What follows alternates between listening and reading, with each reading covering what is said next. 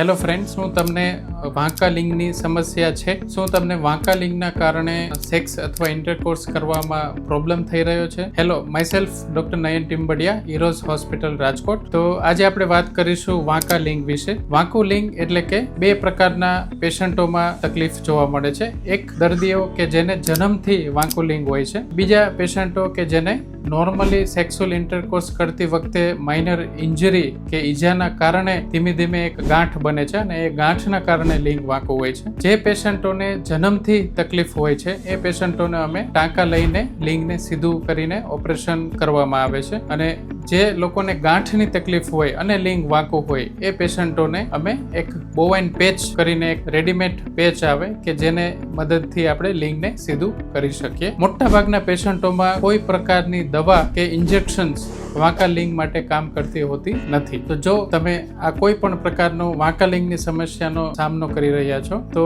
આજે જ અમારો સંપર્ક કરો, Eros hospital Rajkot. Thank you.